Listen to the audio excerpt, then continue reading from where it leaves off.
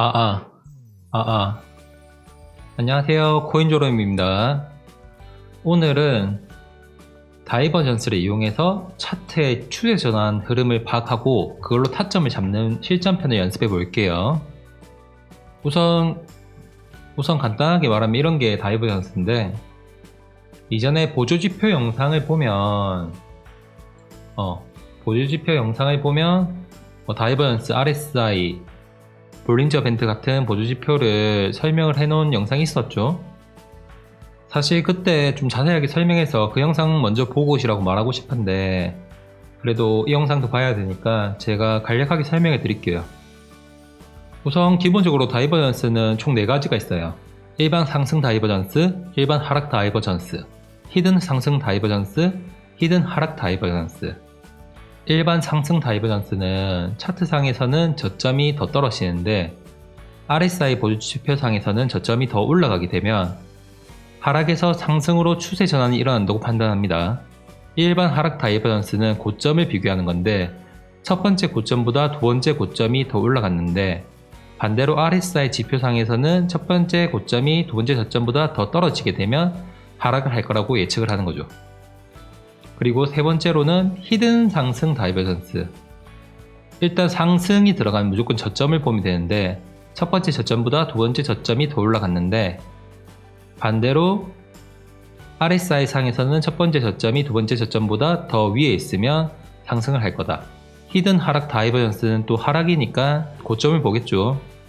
첫 번째 고점보다 두 번째 고점이 더 내려갔는데 RSI 상에서는 반대로 올라갔다. 그래서 쉽게 생각하면 상승은 저점을 비교하는 거고 하락은 고점을 비교하는 겁니다. 그리고 다이버전스라는 추세 전환이 일어났다는 것을 확인하는 것은 차트와 RSI가 반대로 짝짝이 모양으로 진행이 되면 추세 전환이 일어났다고 봅니다. 차트와 RSI가 짝짝이가 일어나고 저점을 비교했을 때는 상승 다이버전스를 보는 거고 고점을 봤을 때는 하락 다이버전스를 보는 거고, 진짜 간단하게 이렇게만 생각하면 돼요. 그러면 최근 차트를 비교해서 실제로 다이버전스가 일어났을 때 얼마나 실제로 추세 전환이 됐는지 확률을 한번 비교해 볼게요. 그러면 다이버전스를 몇 분봉으로 볼지 이것도 중요한데, 4시간 봉으로 봤을 때 다이버전스가 확실하게 보이면 좀 더 큰 그림을 가지고 갈 수 있겠죠. 그런데 선물 거래는 보통 단타를 많이 하기 때문에 저는 15분 봉을 많이 이용해요. 사실 1분 봉이나 5분 봉처럼 15분 봉 이하부터는 별로 의미가 없어요. 최소 15분 봉부터 확인해라. 찾아보기 전에 RSI 보조지표는 어디서 찾냐면 인디케이터, 이거 보조지표 클릭하시고 여기에 RSI 검색합니다. 그럼 제일 첫 번째로 뜬 거 클릭하시고, 그러면 이렇게 보라색깔 보조지표가 나타나요. 그래서 보통 기본 세팅이 되어 있을 건데 위쪽에 있는 점선은 70으로 맞추고 아래에 있는 점선은 30으로 맞춥니다. 보수적으로 하시는 사람은 80, 20 이렇게 하시는 분도 있어요. 제일 기본적으로 많이 쓰는 게 어퍼를 70 그리고 로우를 30 이 정도로 맞춥니다. 그리고 처음에 보면 이 선이 엄청 연하거나 색깔이 마음에 안 들 수 있거든요. 그럼 이거 색깔 눌러서 색깔 바꿔주고 그리고 굵기도 설정할 수 있어요. 자, 이제 기본 세팅 다 돼 있으니까 시작해 볼게요. 일단 어떻게 찾냐면 RSI 상 윗점선이나 아래 점선을 터치한 구간을 찾는 거예요. 이쪽에 터치했었죠? 네, 이 구간 터치는 2번을 했는데 첫 번째 RSI 터치한 구간보다 두 번째 RSI 터치한 구간이 더 상승했었죠. 그리고 차트를 보면 첫 번째 RSI 터치한 구간보다 두 번째 RSI를 터치한 구간이 더 높이 올랐죠.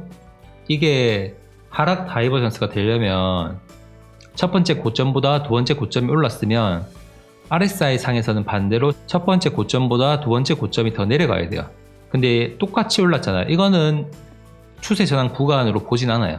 물론 기본적으로 RSI 보조지표상 점선 상단 구간은 터치했고 볼린저 밴드도 상단에 터치하고 있기 때문에 이렇게 하락 추세로 전환될 수 있는 구간이긴 해요. 이건 제가 예전에 설명드린 곡괭이 차트랑 비슷한 개념이에요. RSI도 점선에 터치하고 차트에서 볼린저 이 구름 모양 밴드에도 상단에 터치하면 포지션을 잡는 구간이다. 예전에 설명 한번 드렸죠. 아무튼 이건 다이버전스가 아니고, 다음 이번엔 진짜 다이버전스 구간을 찾아볼게요. 여기에 다이버전스 구간 한 개 나왔네요.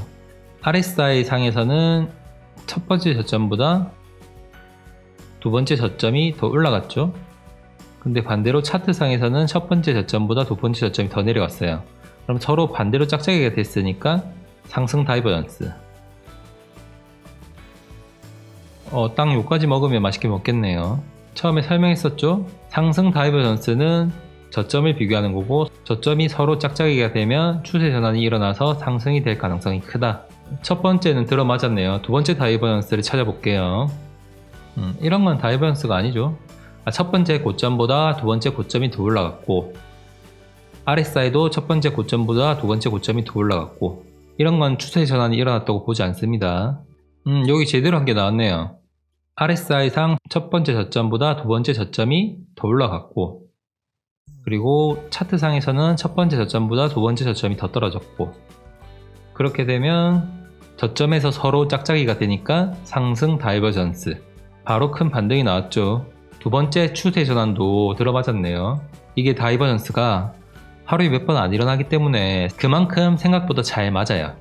찾기가 힘들죠.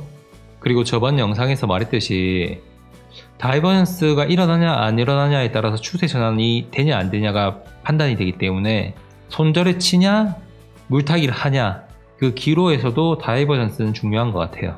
뭐 이런 지점에서도 큰 반등이 왔지만 이거는 추세 전환이 아니라 과매도가 일어나서 RSI 하단에 터치하면서 볼린저 밴드도 같이 하단에 터치했고, 그로 인해서 자연스럽게 매수세가 붙는 거죠. 과매도가 됐으니까 다시 매수가 되고, 과매수가 되면 다시 매도세가 좀 강해지고. 원래 기본적으로 RSI를 보는 이유가 과매수 구간이랑 과매도 구간을 찾는 용어로 저는 이용해요. 또 차트가 없나? 여기 제대로 나왔죠?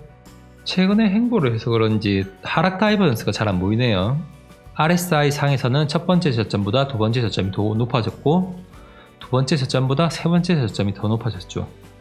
근데 반대로 차트 상에는 첫 번째 저점보다 두 번째 저점이 더 낮고, 두 번째 저점보다 세 번째 저점이 더 낮고, 그럼 서로 짝짝이가 되기 때문에 상승 다이버전스, 상승 추세로 전환이 됐죠. 욕심 안 부리고 요때 맛있게 먹고 나오면 됩니다. 지금 첫 번째 오케이, 두 번째 다이버전스 오케이, 세 번째 다이버전스 오케이. 사실 다이버전스가 무조건 맞는 건 아니고, 갑자기 세계 경제가 무너지거나 문제가 생기면 차트고 나발이고 의미가 없어집니다. 그래서 특별한 이슈가 없어야지 코인 선물 거래는 하기가 편해요. 그래서 오늘처럼 파월 연설을 하거나 이런 날에는 거래를 쉬고 있어요. 요건 아니죠. 요것도 아니고, 이것도 아니고, 이건 솔직히 조금 애매해요. 이렇게 다이버전스를 보고 거래하는 거는 이렇게 다이버전스가 잘 안 나타나기 때문에 사람이 또 이 정도면 추세 전환이 됐겠지라고 생각을 하는 경우가 많거든요.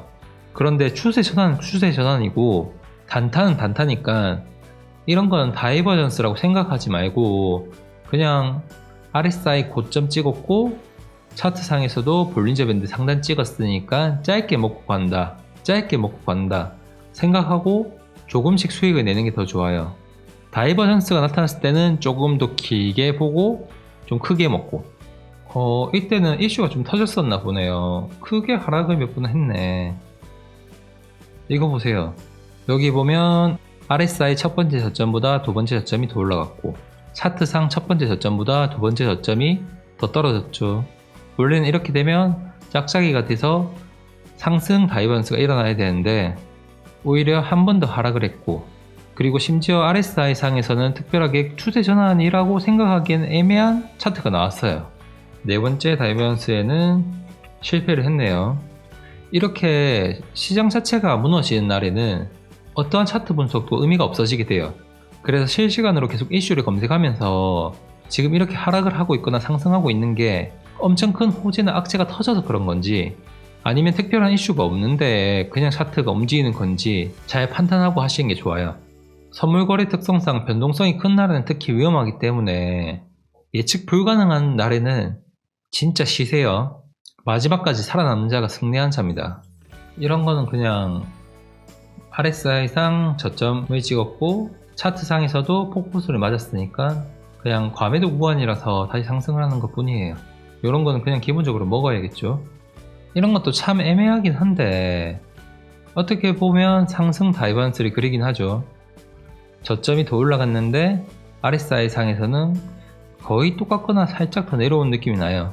그럼 짝짝이라 볼 수도 있는데 애매한 건 피하고 가는 게 좋습니다. 하락 다이버넌스 한 게 나왔네요. 첫 번째 고점보다 두 번째 고점이 더 내려갔는데 차트상에서는 첫 번째 고점보다 두 번째 고점이 이것도 참 애매하죠.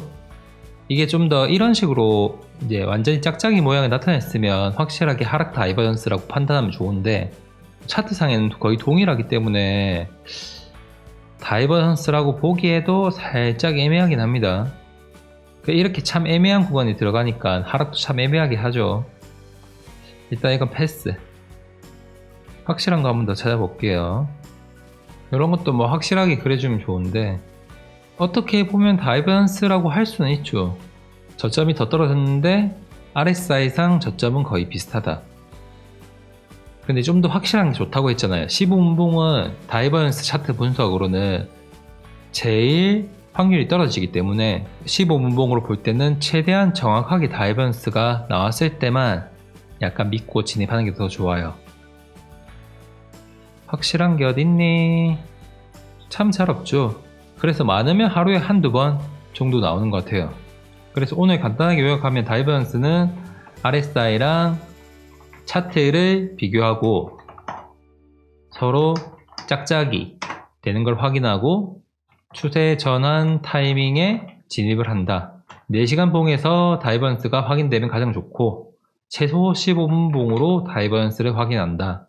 하지만 큰 이슈가 있는 날에는 추세 전환은 의미가 없기 때문에 쉬거나 그 추세에 맞게끔 매매를 해라.